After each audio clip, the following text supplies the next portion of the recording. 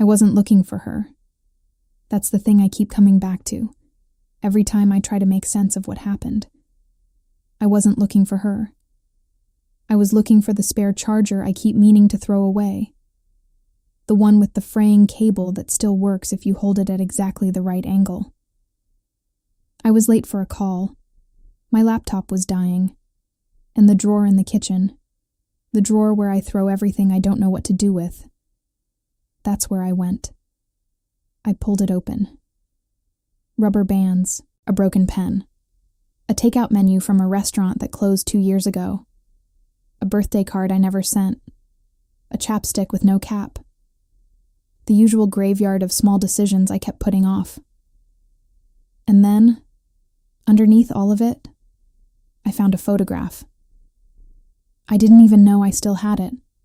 It was from New Year's Eve, 3 years ago. The two of us at Mara's party, the one in the apartment in Midtown with the ceiling that leaked and the speakers that kept cutting out. We were standing in front of the window.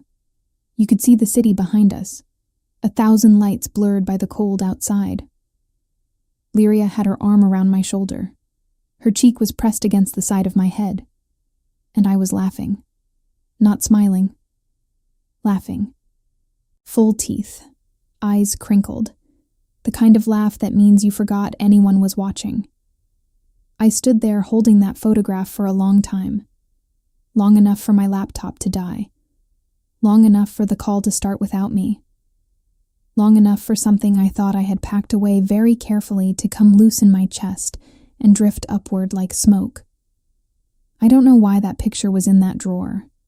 I don't know why it wasn't in a box or deleted or stored somewhere I'd never accidentally open.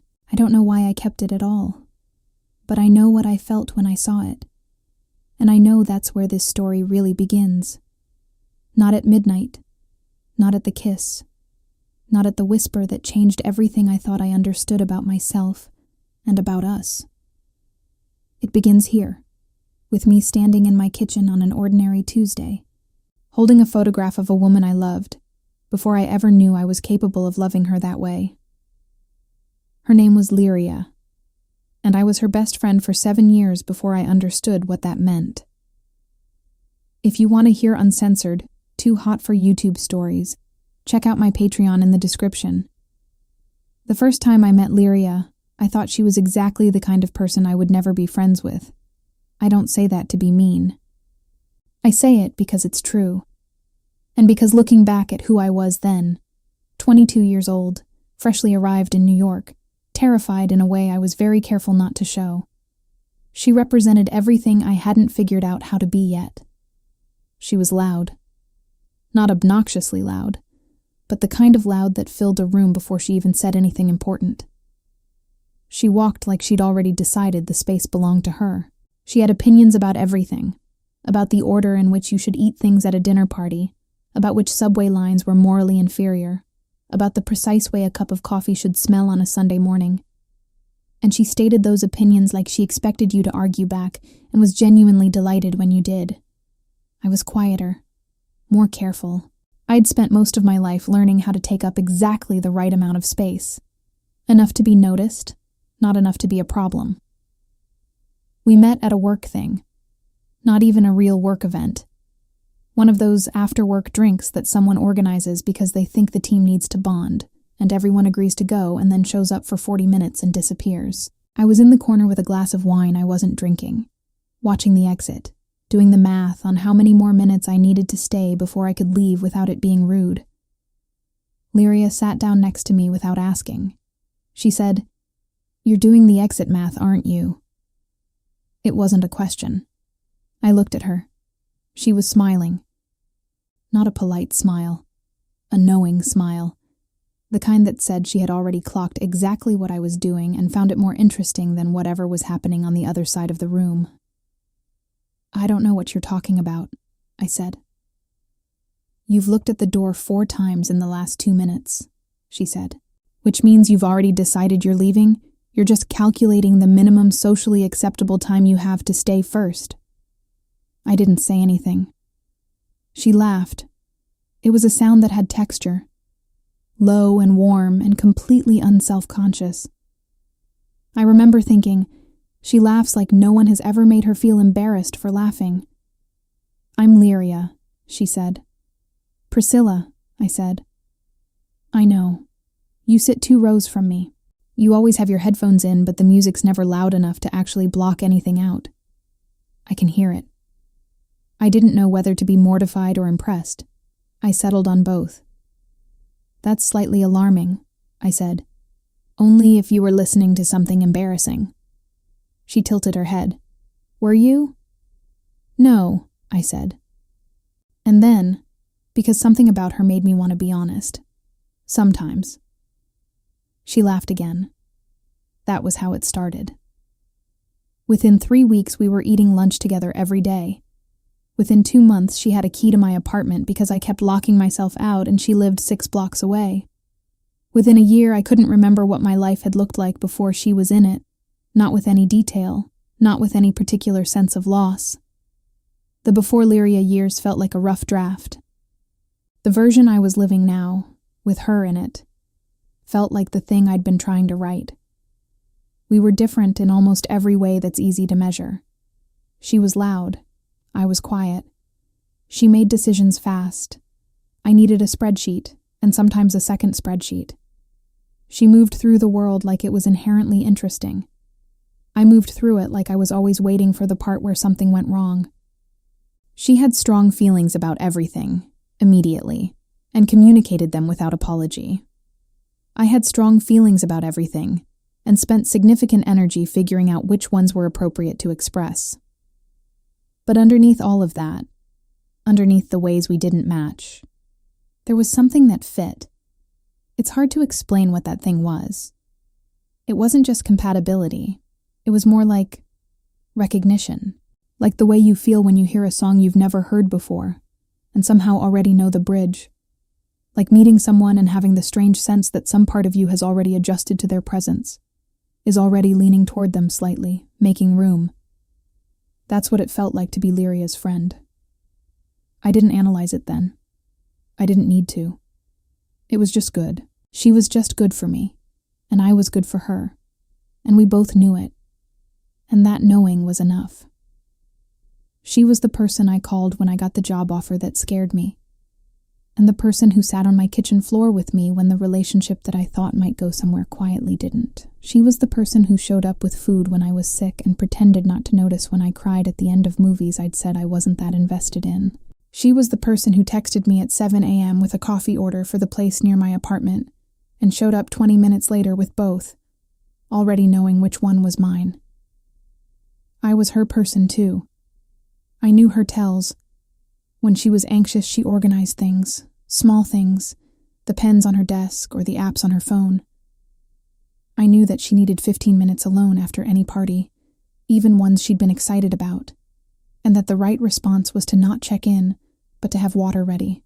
I knew that she processed things verbally, that she needed to say a problem out loud before she could start to solve it, and that what she was asking for in those moments wasn't a solution, just an ear. We knew each other the way you only know someone after years of paying attention, and I never once thought about what that attention meant, not until I had to. The first time something snagged, the first time I noticed something that didn't quite fit the story I was telling myself, was a Thursday afternoon in late October, 3 years into our friendship. We were at her apartment. She was on the couch grading papers. She'd gone back to school by then, was doing her master's in education, was TAing a class she found alternately rewarding and genuinely unhinged. I was on the floor with my back against the couch and my laptop open, theoretically working, actually mostly just existing in her orbit. Her upstairs neighbor was playing the same song on repeat. Some indie folk thing with a slow guitar and a voice that sounded like it had been crying since 2009. It was the 3rd time through. If she plays it one more time, I said. She's going through something, Lyria said. She's been going through something since August.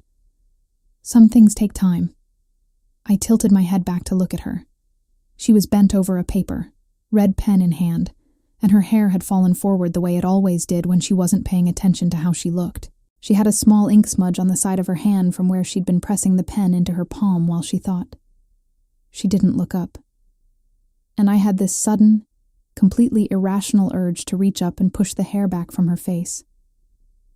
It was a small thought. The kind that comes and goes in a second. I didn't act on it. I turned back to my laptop. The song started again upstairs. I told myself it was nothing. I was right, and I was also not even a little bit right, and the difference between those two things is what this whole story is about. We had rhythms. Years of them. The Saturday morning runs that were really just excuses to talk for an hour without our phones. The Tuesday dinners that rotated between our apartments and always ended up lasting longer than either of us planned. The group chats and the playlists and the standing arrangement where we watched bad reality TV together on Wednesday nights and were deeply personally invested in the outcomes, in a way we agreed to never fully examine because it was more fun not to. She had other friends. I had other friends. Our lives overlapped but didn't consume each other. We both had things outside of what we shared, and that was part of what made it healthy, what made it easy. We fit into each other's lives without demanding more than the other could give. That's what I told myself anyway. That it was easy. That the ease was the point. I don't think I was lying exactly. I think I was just telling the part of the truth that was safe to hold. The rest of it, I was putting off for later. The way you put off cleaning out a drawer. The way things accumulate in the space between what you know and what you're ready to name. There was the time she grabbed my hand crossing a street, a reflex, the way you grab for someone when a car appears suddenly. And she held it for 3 steps too many after the car had gone, and neither of us said anything about it. There was the time we stayed up until 3 a.m. on her roof talking about the things we were afraid of, and she said, "I'm afraid of wanting something I can't have." And when I asked her what she meant, she looked at me for a second too long, and then changed the subject. There was the way she said my name sometimes. Not every time. Not in the texting, the joking, the everyday back and forth. But occasionally, in a specific kind of quiet moment, she would say, "Priscilla," in a way that made it sound like it had more than 3 syllables, like she was being careful with it, like it was something she was choosing to say slowly. I noticed all of these things, and then I put them in a drawer. We were best friends for 7 years. We were almost everything else for longer than either of us will ever be able to say exactly. And then came the New Year's Eve party, and midnight, and the thing she whispered that I have carried in my body every day since. But before I tell you about that night, I need to tell you about the year before it. Because none of it makes sense without the year before it. None of it makes sense without the slow, incremental way that my understanding of us, of her, of myself, of the space between us, started to shift. It didn't happen all at once. Things like this never do. They happen the way the light changes in October. Gradually, and then suddenly all at once. And by the time you notice, the summer is already gone. It started with a small thing. The way all earthquakes start underground. She mentioned a name. We were at dinner, the Thai place on Amsterdam that we'd been going to for 4 years, the one where the owner had learned our usual orders and sometimes just brought them without us asking. We were splitting the green curry and the noodles, and she was telling me about her week, and at some point she said, "Oh, and I had coffee with Jordan on Wednesday." I said, "Jordan from your program?" And she said, "Yeah." It was good. She's interesting. That was all. 2 sentences. She moved on. I ate my curry. We talked about something else. But something small had happened inside me that I didn't entirely understand. It wasn't jealousy. I didn't know that word for it yet. It was more like a slight rearrangement of furniture, like I had walked into a room that was exactly the same as I'd left it, and somehow felt that something was slightly different, and I couldn't identify what. And it bothered me in the small, persistent way that unresolved things bother. I told myself I was just curious about her new friend. I asked about Jordan a few more times over the next few weeks. Casually, always casually. Lyria answered casually. which meant either she didn't notice I was asking or she was choosing not to say anything, and I didn't know which possibility unsettled me more. Jordan had coffee with Lyria twice more, then lunch once. Then they went to a gallery together on a Sunday. When Lyria mentioned the gallery, I said, "That sounds fun." And I meant it, I think. And also there was something in my chest that afternoon that I had no framework for. I went for a run that evening, which I did when I needed to think without sitting still.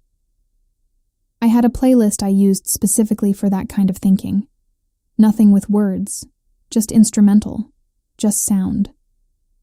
I ran 4 miles along the river, and by the end of it I had come to the following conclusion. I had absolutely no reason to feel anything about Jordan from Lyria's program. And yet, the "and yet" was the thing I couldn't quite outrun. A week later, Lyria called me on a Tuesday night instead of coming over. She said she was tired and was going to stay in. I said, of course, that was completely fine. She said she'd see me Thursday. I said, absolutely. I hung up and stood in my kitchen for a moment with the phone still in my hand. Then I went to my fridge, stood in front of it without taking anything, closed it, went to the couch, picked up the remote, put it down, went back to the kitchen, and stood there again. What was wrong with me? I had spent hundreds of Tuesday nights in my apartment without Lyria. Before we had the standing Tuesday dinner thing, I had spent every Tuesday night in my apartment without Lyria. There was nothing unusual about being home alone on a Tuesday. I was a person who genuinely liked being alone. But the apartment felt different that night. I don't mean that in a dramatic way. I mean it literally, physically. It felt like it had more corners, more places where quiet collected. I moved through it differently. I made tea and watched something I'd been meaning to watch for months, and it was fine. It was good. I liked it. But there was a low-level hum of something underneath the whole evening that I couldn't name. I went to sleep at 11 and woke up at 3 with the specific anxiety of realizing I'd been dreaming about her and not being able to remember anything about the dream except the feeling of it, which was warm and close and slightly disorienting. I lay in the dark for a while. And then I did the thing I do when I'm trying not to think about something. I made a mental list of everything that was good and stable and true in my life in order to locate myself back inside it. My job, which I was good at. My apartment, which I'd made into a place I actually wanted to come home to. My friends, including but not limited to Lyria, who were steady and real. My health. My plans. The ways in which my life was going according to some version of a design I'd made for it. I was fine. Everything was fine. The dream was nothing. The Tuesday feeling was nothing. Jordan from the program was absolutely nothing. I turned over and went back to sleep. The next morning, I texted Lyria a photo of my coffee, and she texted back a photo of hers with the caption, "Mine is better." And I laughed, genuinely, out loud, alone in my kitchen, and felt immediately better about everything. See, I said to myself. Fine. But it's funny, the things you notice once you've started noticing. A few weeks later, we were at a party. Not a big one, just the usual Saturday crowd at Mara's place. 20 people max, good music, the kind of easy hanging out that doesn't require much energy. I was talking to someone I half knew about something I was half listening to, and across the room, I saw Lyria. She was talking to someone I didn't recognize.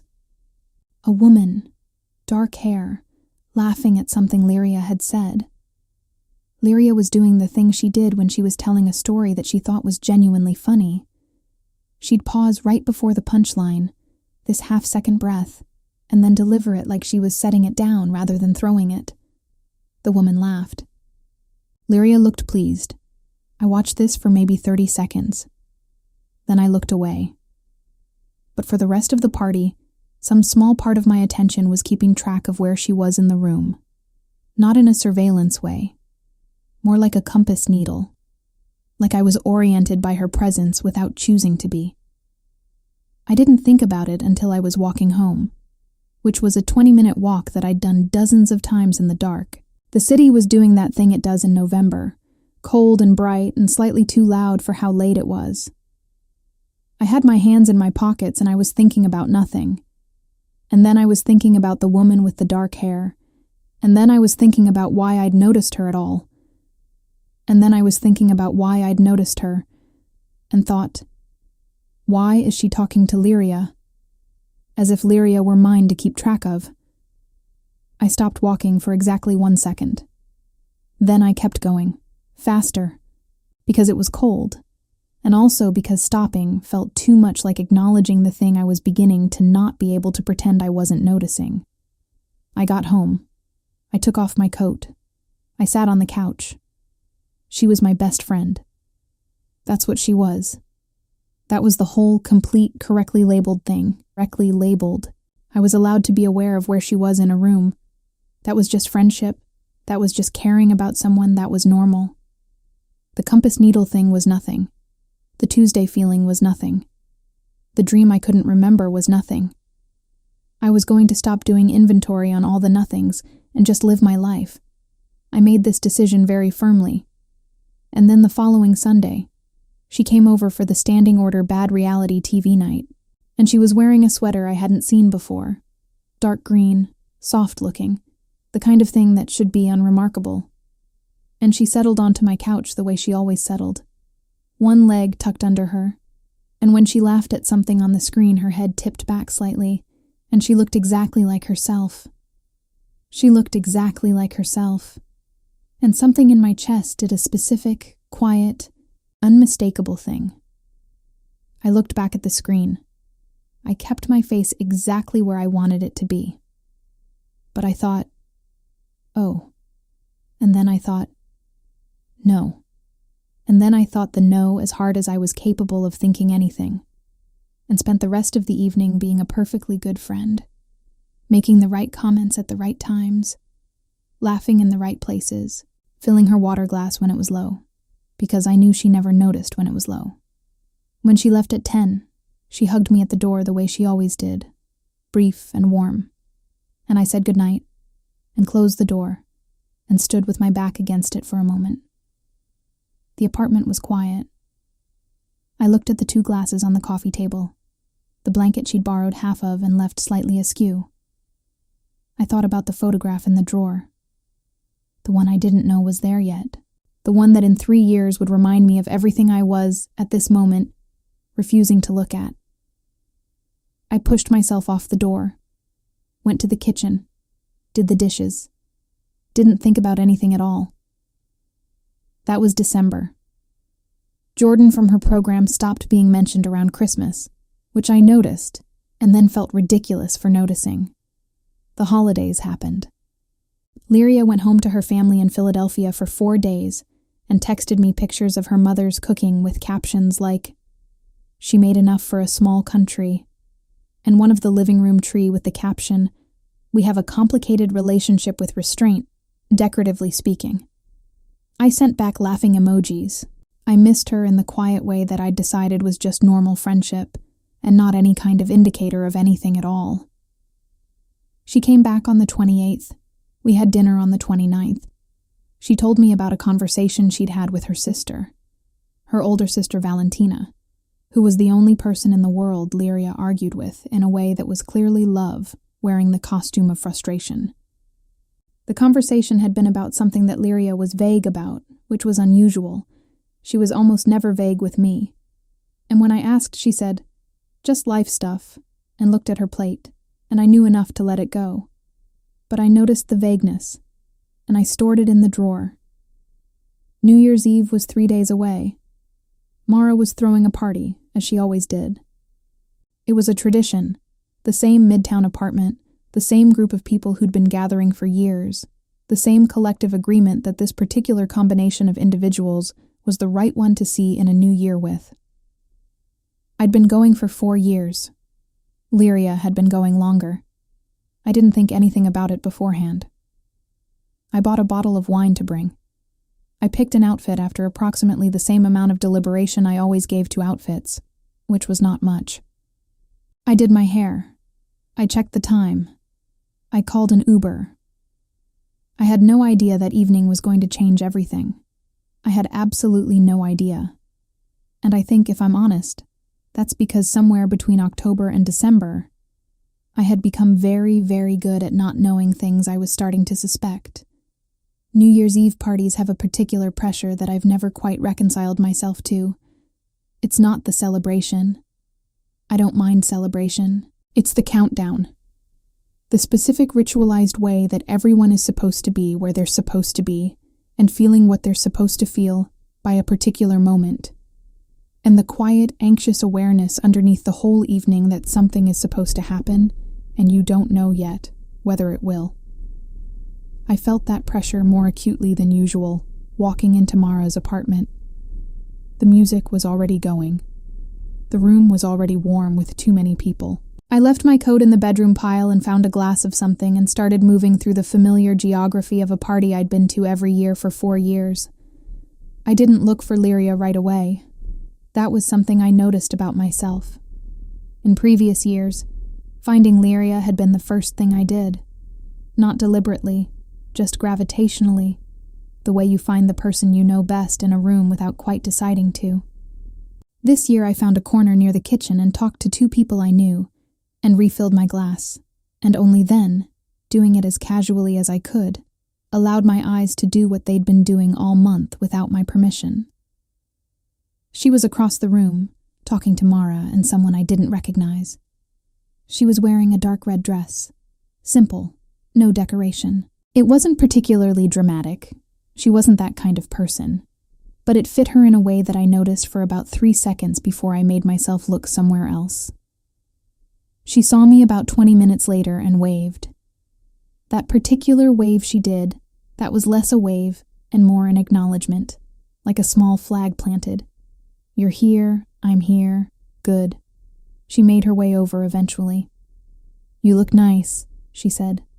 So do you, I said. And then, because I was apparently committed to being completely normal, red suits you. She looked down at the dress like she'd briefly forgotten she was wearing it. Valentina picked it. She thinks I have no instincts.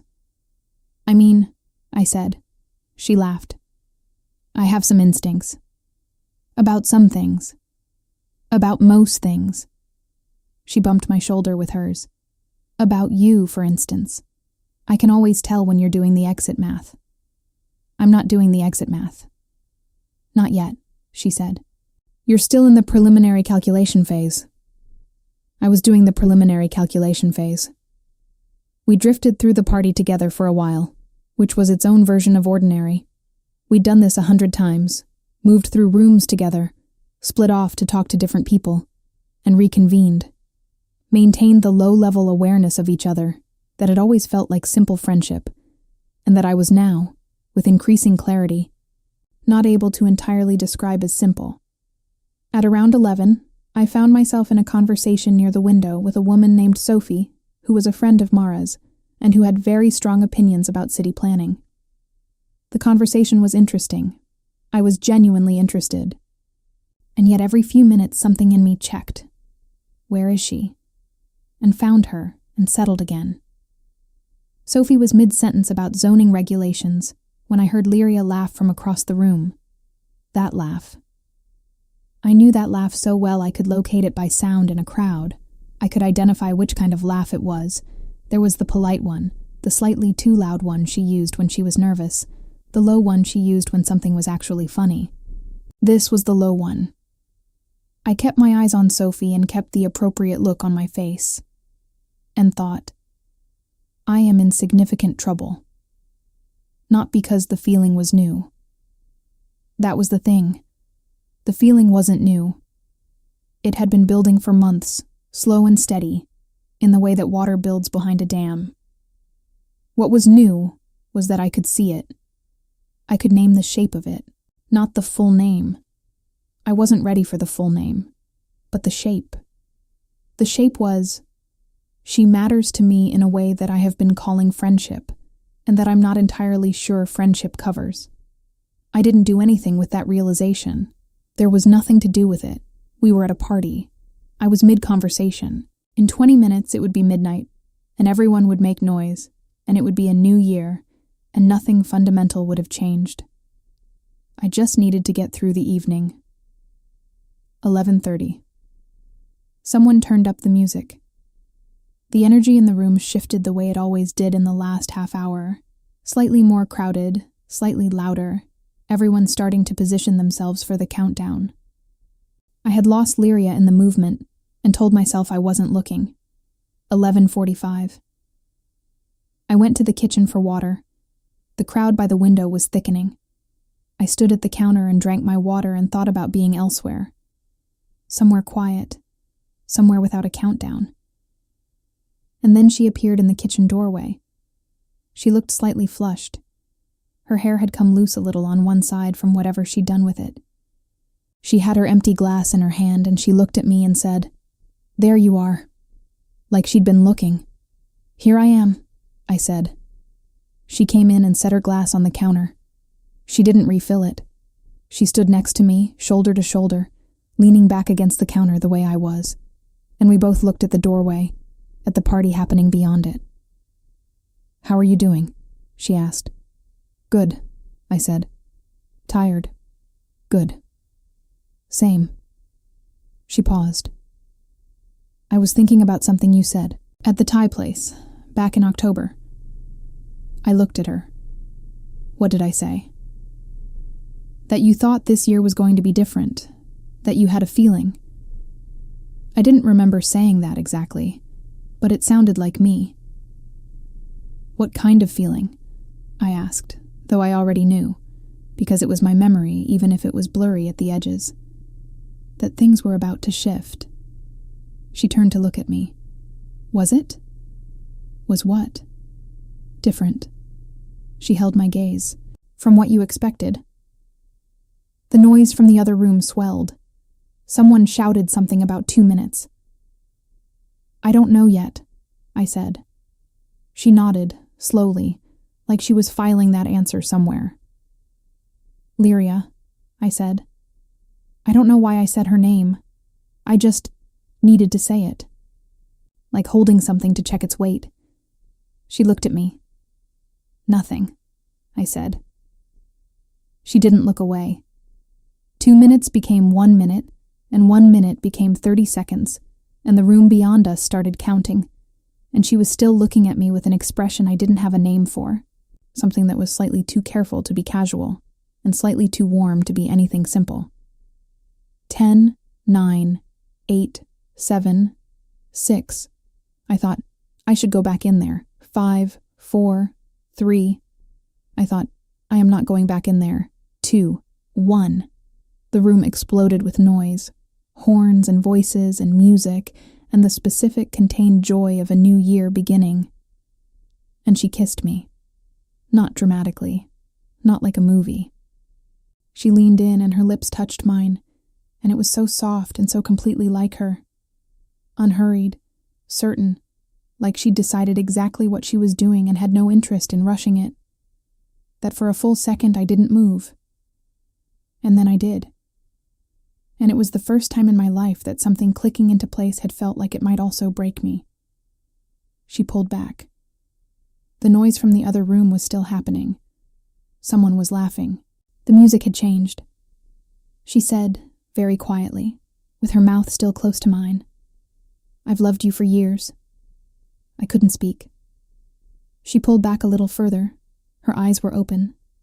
She looked, of all things, like herself, completely, recognizably, unavoidably herself. "Priscilla," she said. "I know," I said. She looked at me. I said. "I don't know. I haven't." "You don't have to say anything right now," she said. "I want to say something," I said. "Okay," she said. And then I couldn't. Because the thing I wanted to say was, "I think I have too. And I don't know what that means. And I have spent months putting everything I feel about you in a drawer, and I don't know how to open it in the middle of someone's kitchen at midnight without it changing everything. And I didn't know which change I was more afraid of. The change of saying it, or the change of it not being said. She read my face. She was always good at reading my face. "Take your time," she said. And that was the thing that undid me somehow. That she said, "Take your time," like she had been holding this for years, and another few minutes wasn't a burden. Like whatever I needed, she would just wait. I looked at her.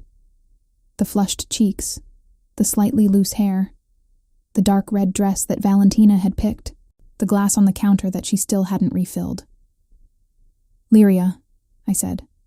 "Yeah," she said. "I think—" But Mara appeared in the doorway then, champagne flute raised, saying something about a toast, and the moment broke the way moments do. Suddenly, with no ceremony, and we both straightened and looked toward the doorway, and someone handed us glasses, and the toast happened, and the new year started in the officially marked way. We didn't look at each other for a while after that, and everything I hadn't said settled back down, the way things do when you decide to hold them a little longer. I didn't sleep that night. Not for lack of exhaustion.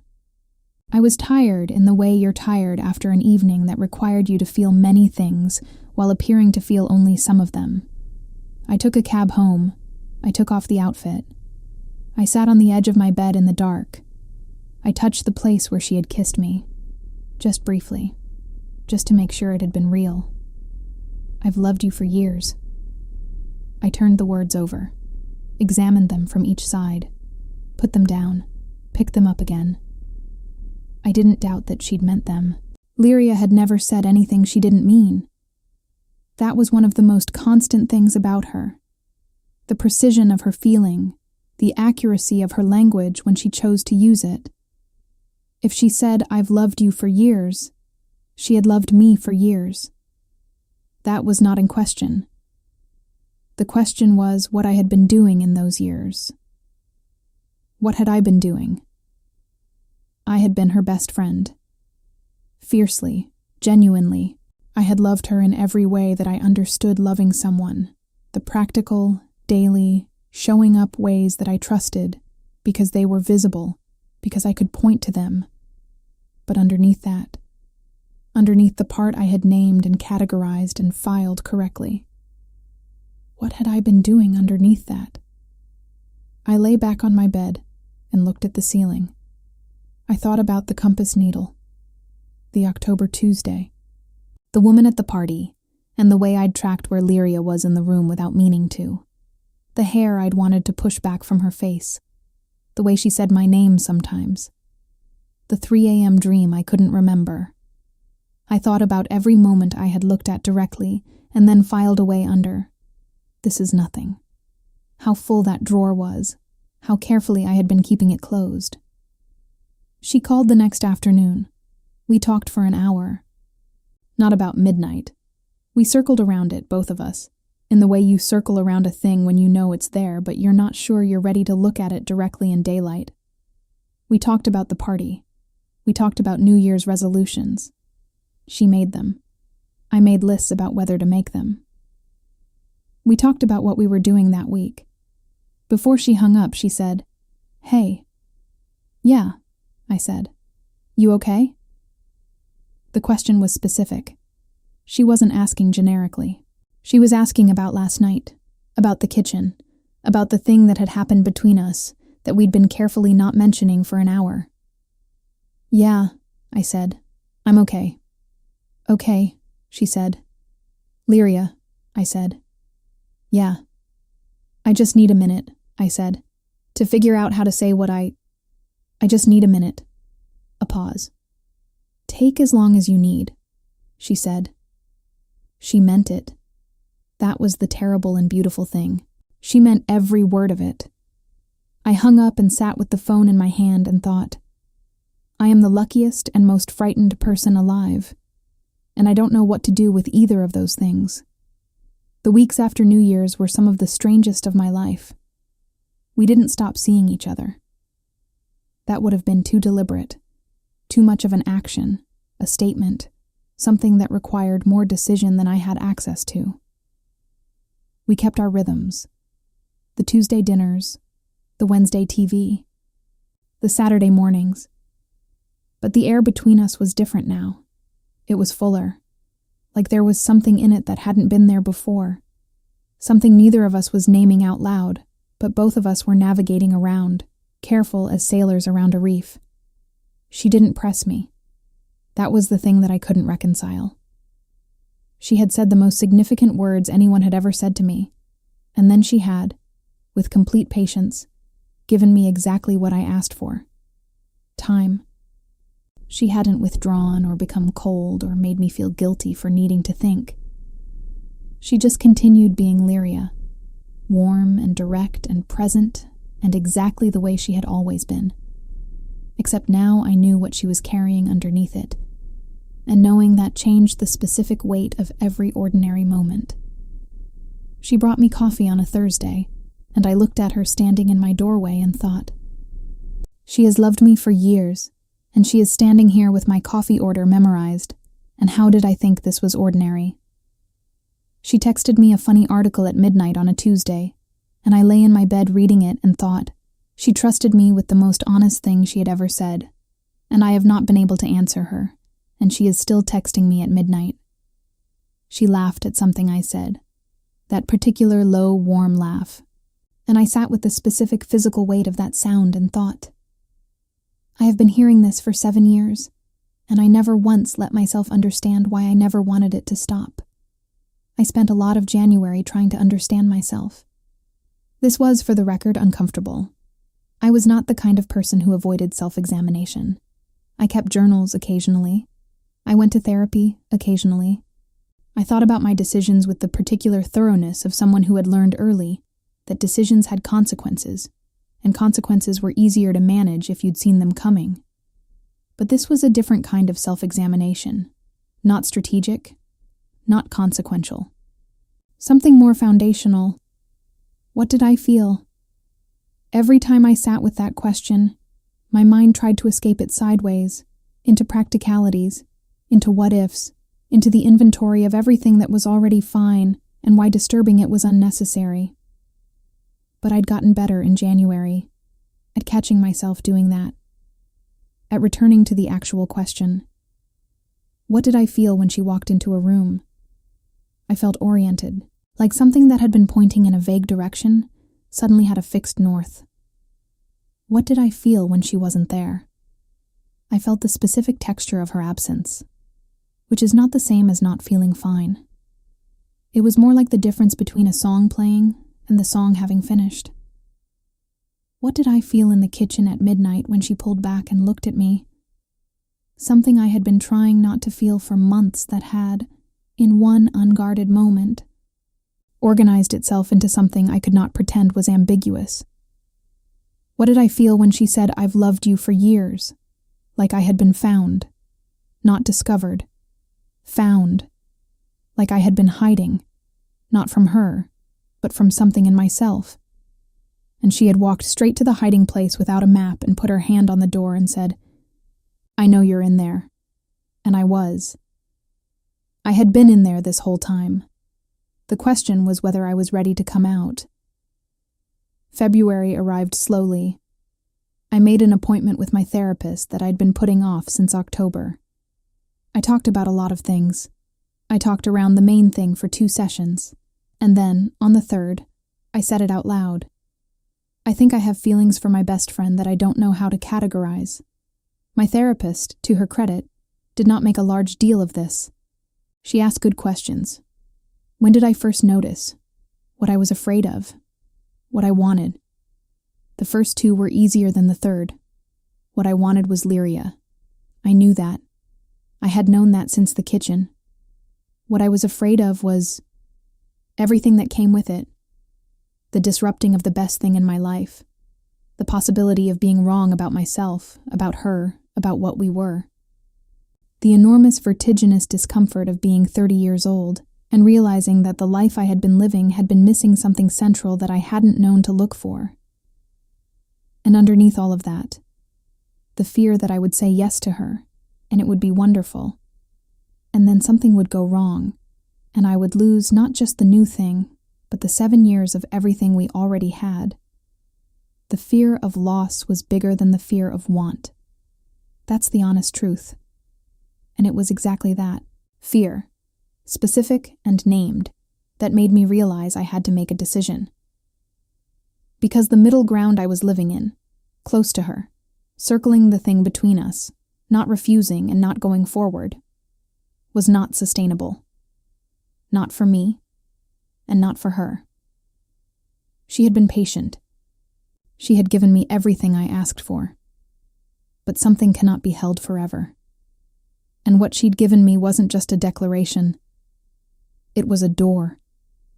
And I was going to have to decide, clearly with my whole self, whether I was going to open it or walk away from it. And either way, nothing between us would ever be exactly the same. But before we continue, if you've stayed with this story until now, I think you know what this feels like. That specific kind of silence where everything important is not being said out loud. If this story is touching something in you, click the like button now. It helps me keep bringing stories like this one to you. And if you're not subscribed yet, subscribe and hit the bell so YouTube can let you know when a new story drops on this channel. Now tell me in the comments, have you ever held something back from someone you loved, not because you didn't feel it, but because you were afraid of what saying it would cost? Tell me what you wish you had said. Write it for me. I read every single one. And tell me, where are you watching from? I'll leave a heart on every city. Now, back to Priscilla. I called her on a Saturday morning in early March. Not a text. I called. When she picked up, she said, "Hey," in the voice she used when she knew something significant was about to happen. She could always tell. 7 years of attention runs both ways. "Can you come over?" I said. "When?" "Now, if you're free." A pause. "Give me 40 minutes. She arrived in 35, which meant she'd left immediately and walked faster than usual. She was wearing the gray coat she always wore in March, because she refused to accept that March was still cold enough for the winter coat, and she had her hands in her pockets, and her hair was slightly windblown from the walk. She looked like herself. She looked exactly like herself.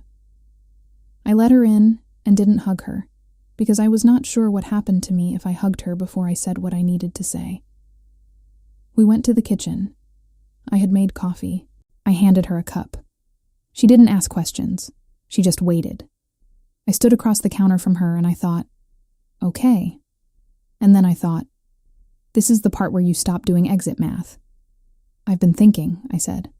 "I know," she said, "for a while." "I know. I wanted to—" I stopped, tried again. "I owe you an answer." She looked at her coffee. "You don't owe me anything." "Lyria." She looked up. "I do," I said. "You were honest with me, and I have spent 2 months figuring out how to be honest back, and I stopped again. The counter between us felt suddenly significant. Like the specific 6 feet of kitchen tile was a precise diagram of where we had been standing in relation to each other for years. Close enough to reach, far enough to pretend we weren't reaching. "I've been afraid," I said. "Of what?" "Of how much this changes things." She nodded. She didn't rush me. And I looked at my own coffee cup. I kept thinking that if I just didn't say it, it would stay contained.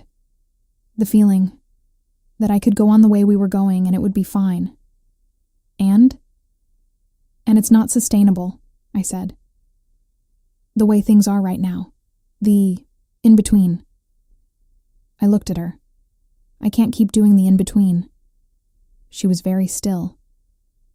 "So I need to be honest with you," I said, "because you were honest with me, and you deserve the same thing back." "Okay," she said. I breathed in.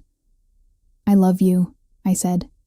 And then, because that wasn't quite it, because that wasn't the specific thing, I'm in love with you. I think I have been for a long time. I think I put it in a drawer and told myself it was something else because I was frightened of what it meant, and I was frightened of losing what we already had, and Priscilla, she said. I stopped. She set down her coffee cup. She came around the counter. She stood in front of me, and she put both hands on either side of my face, very gently, and she looked at me in that way she did, like she was seeing all of it, every version, every defended corner. And she said, I know. 2 words. I said, That's it? That's all you're going to say? And she laughed, that low, warm laugh, the real one, and she said, No, I'm going to say a lot more. I just needed you to get there first.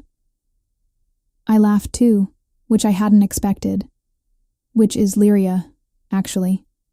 She could make you laugh in moments you thought were too serious for it, and somehow that didn't make them less serious. It just made them more human. She was still holding my face. I was still laughing slightly. I love you too, she said, in case that wasn't clear.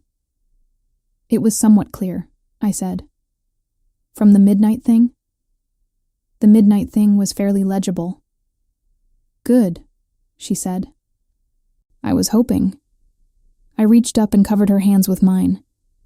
Her hands were cold from the walk, the March cold still in them, and I felt that cold and thought, I want to know this. I want to know all her temperatures. I'm scared, I said. I know, she said. I'm scared of... I know, she said again. Not dismissing it, just, I already know. I don't need you to list it. I know your fears the way you know mine. Then why are you so calm? I said. She thought about it, genuinely, the way she always thought about things she was being honest about. Because I've had longer to be scared, she said. I've been scared for a long time. I've already done most of the being scared part. And what I found on the other side of it was... She paused. This conversation. You, here, telling me the truth. I looked at her. And that was worth everything I was scared of, she said. The morning light was coming through the kitchen window at the low March angle that turns everything golden for about 20 minutes before the sun shifts again. It was doing that now. It was falling across the counter, across the coffee cups, across her face and mine. I thought, I am going to remember this for the rest of my life. I thought, I wish I could tell myself from October, from December, from every month I spent filing things in a drawer. It's okay. It was always going to be here. It was always going to be this. Okay, I said. Okay, she said. Okay, I said. Let's be something new. Let's figure out what that looks like. She smiled. Not the bright party smile, not the polite one, not any of the social performance smiles. The real one. The one she reserved for things she actually meant. Yeah, she said. I think I'd like that. We stayed in the kitchen a long time after that. The coffee went cold. We talked about all of it, about what we were afraid of, and what we wanted, and what we thought this was going to require. It wasn't a fairy tale conversation. It was real and slightly messy, and at one point, we both talked at the same time, and laughed about it, and started again. That was March. We were together for 8 months, and then we weren't. I want to tell you that falling in love with your best friend is simple once you admit it. But what actually happens is, everything you were afraid of is real, just not in the way you thought, not in the catastrophic way, in the human way. We loved each other. That was never in doubt. But love and timing are not the same thing, and love and readiness are not the same thing, and love and being the right version of yourself are not the same thing. And we learned all of those differences, slowly, over 8 months, in the specific way that you can only learn things by living through them. She was more sure of herself than I was. She had done the work before midnight, in the years of knowing what she felt while I wasn't looking. I was doing the work after, in real time, learning to be in something I hadn't had a map for. And sometimes that gap, between her readiness and my catching up, created a distance that neither of us chose. She was patient. She was so patient. But patience is not infinite, and I was asking for a lot of it. And I was learning things about myself in that 8 months. Important things, things I'd needed to learn. But some of the learning was hard in ways that spilled over onto her. I was sometimes distant when I needed to process. I was sometimes not present in the way she needed me to be. I was still, in the deep place, afraid of the size of what I felt. Afraid that wanting something this much meant that losing it would be too much to recover from. That fear didn't leave just because I'd admitted the feeling. It changed shape, but it stayed. The conversation we had in November, 8 months after March, was in her apartment, on a Sunday. It was raining, the particular heavy November rain that makes the city feel small and close. She made tea and we sat on the couch, and for a while, neither of us said the thing that was in the room with us. Then she said, "I think we need to talk about something." And I said, "I know." She had this way of beginning hard conversations by saying the truth directly and simply, without embroidery. I'd always admired it. In this context, it was also devastating. "I don't think you're where I am yet," she said. "And I've been trying to be okay with that. But I think I've been waiting for something to shift and it hasn't, and I'm starting to feel like I'm..." She paused, chose the word carefully. "Like I'm holding something for you that you're not quite ready to hold yourself." I didn't argue. I wanted to. Some part of me wanted to say, "I am ready. I am here. I am in this." But that same part of me knew that those words had a hollow ring to them right now, and saying hollow things to Lyria had never once worked. "I know," I said. She looked at me. "Is that all you're going to say?" "No," I said. I looked at the tea in my hands. "I think you're right. I think I'm still doing things that mean I'm not fully here, and I know that. I've known that." "Then why didn't you say something?"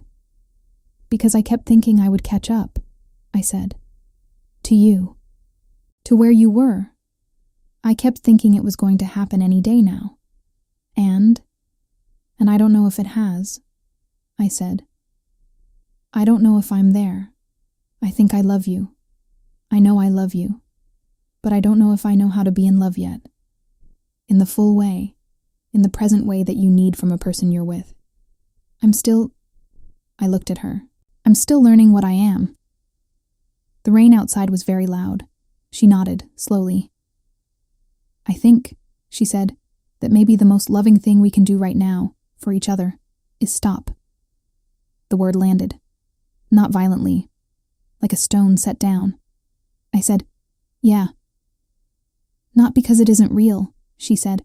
"Not because I don't..." She stopped. Started again. "It's real. You know it's real." "I know," I said, "but I can't keep..." She set down her tea. She looked at her own hands, which were steady in the way that meant she was working hard to make them steady. "I can't keep being further along than you. It makes me lonely in a way that I don't think either of us should be in this." That word. Lonely. I thought about the year before midnight, the way she had carried what she felt while I was filing things away, the patience she had given me like an endless resource that she was maybe not as inexhaustible as I had believed.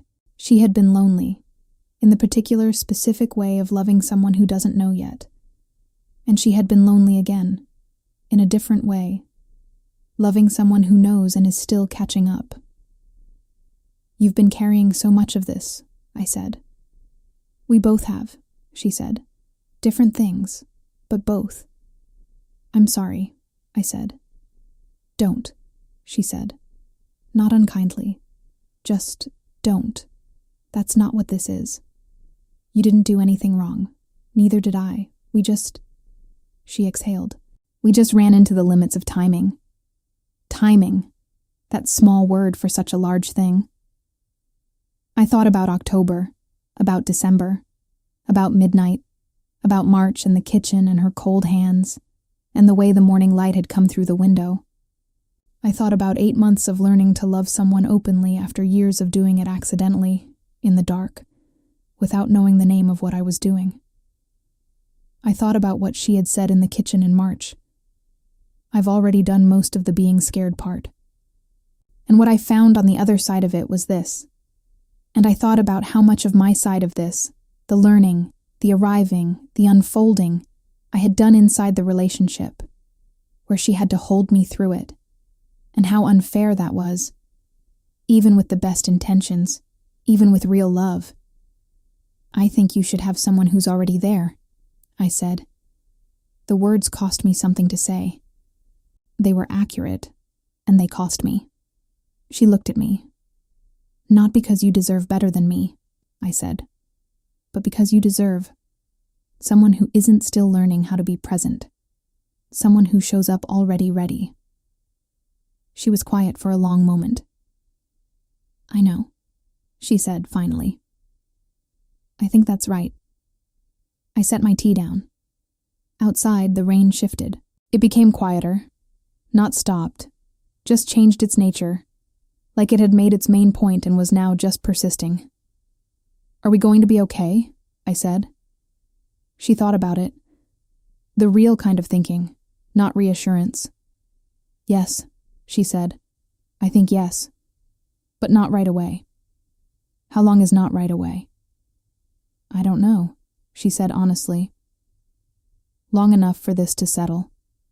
For it to stop being... She made a small gesture. This particular shape of pain. I nodded. We sat there for a while more.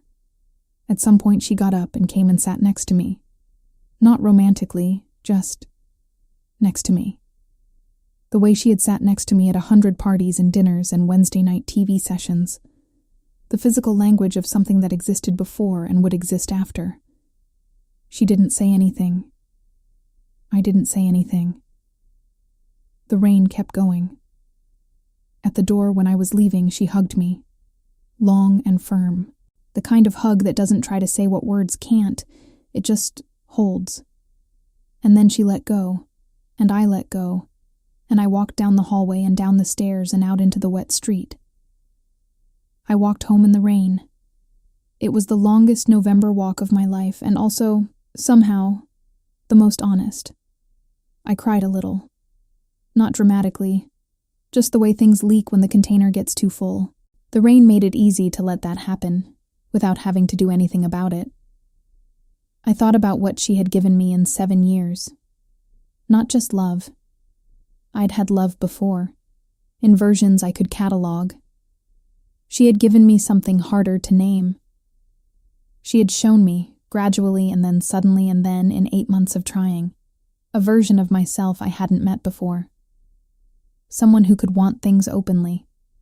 Someone who could be frightened and say so. Someone who could be in the middle of learning and not pretend to be done. She had found me in the drawer and said, I know you're in there. And I was. And because of that, I would never be able to fully close it again. Whatever came next, whatever version of myself I was going to build in the years ahead, I was going to build it with the drawer open, with the things I'd kept hidden from myself available to be known. That was what she had done. That was the specific and irreplaceable thing. I got home and took off my wet coat and stood in my kitchen for a moment. The drawer was closed, the way it always was. Sometime later, not that day but eventually, I opened it. I found the photograph. I stood there looking at it, the city lights behind us, her cheek against my head, my face open in genuine laughter. And I let myself feel it fully, all of it. The joy of what we had been, the grief of what we were no longer, the gratitude for everything in between, And then I put the photograph somewhere I could find it on purpose. Not in a drawer. Not hidden. Somewhere I could find it when I wanted to remember. Because the thing she had taught me, the actual, lived, costly lesson, was that hiding things from yourself doesn't protect you. It just delays the cost. And some things are worth the cost. She was worth the cost. The love was worth the cost. Even the loss was worth the cost. Because what came out of it was me. Finally. Quietly. With my whole self. Awake. I think about Lyria sometimes. Not with the ache I had in December. Not with the particular weight of November rain. I think about her the way you think about someone who changed the architecture of who you are. With something like gratitude that doesn't require them to still be present to be real. She is doing well. I know this because she sent me a message last spring, brief and warm, and it was her. Completely, recognizably her. And I wrote back and it was okay. Not easy, but okay. The things I carry from her are not the loss. The things I carry are what she showed me. That love doesn't have to be hidden to be valid. That fear is honest information, not a final verdict. That the bravest thing I have ever done was open the drawer. Not the one in the kitchen, but the one I'd been keeping inside myself for years. I am different now, not fixed, not finished, just different. I know what I feel. I say it when I can. I put things where I can find them. And sometimes, on an ordinary Tuesday, I take out the photograph, and I look at the two of us, lit by city lights, her cheek against my head, my face open and laughing. And I think, I was already becoming who I needed to be. I just didn't know it yet. If this story found something in you, write the word saudade in the comments. It's a word that means missing something that also made you. So I'll know you made it here with me. And if you want to stay in this space, stories that move, stories that tell the truth about love, click the video on your screen now. Thank you for being here. Until the next story. If you want to hear uncensored, too hot for YouTube stories, check out my Patreon in the description.